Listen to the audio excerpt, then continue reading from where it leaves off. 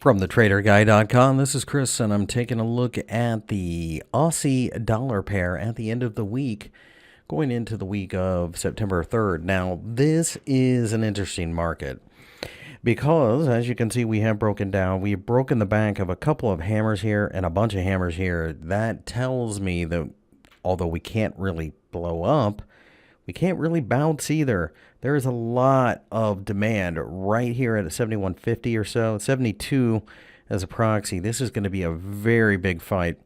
What's this come down to? It comes down to one thing and one thing only, and that's China.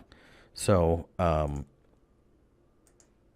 the trade negotiations or lack of with the Chinese is a major issue. You can make an argument for an uptrend line there. Of course, you could have made one for that too that's been retested. And now, looks like, this chart just looks horrible. But 71.50 is going to be an area of contention.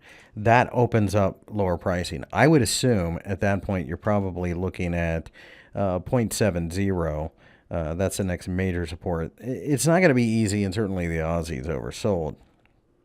But the other driver of the Aussie, the gold markets, they don't look too healthy either. In fact, I have the gold weekly chart in front of you, the front contract, and you can see just how bad this has been.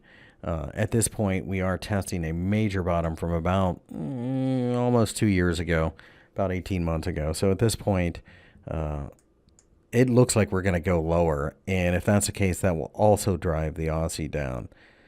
U.S. dollar strength across the board right now. I think the Aussie is particularly susceptible.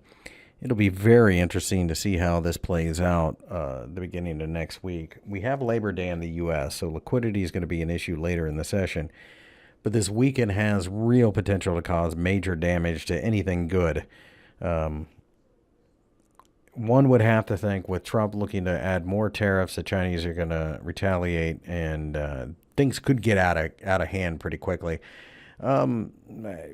I'm not one to worry about it or politicize it, but I'm not a fearmonger. Don't get me wrong; it's not the end of the world, but it could, scare a lot of the algorithmic types and the weaker hand. So if gold makes a fresh new low, I think we're looking at 1140, and then 1100 followed by 1000. So again, that is very negative for the Aussie. So I think there's a couple reasons to think that this could be bad news just waiting to happen. I mean, quite frankly, you just don't smash through a bunch of hammers like this without something bad coming of it. You can see it's happened several times, and this last Friday was the latest iteration of that. 75.50 opens the gate to 0.70. A rally from here, I think, is going to be contained at 0.7350 unless something really crazy happens, like the Chinese and the Americans suddenly say, okay, everything's fine. I don't see that happening. So rallies are to be looked at with suspicion.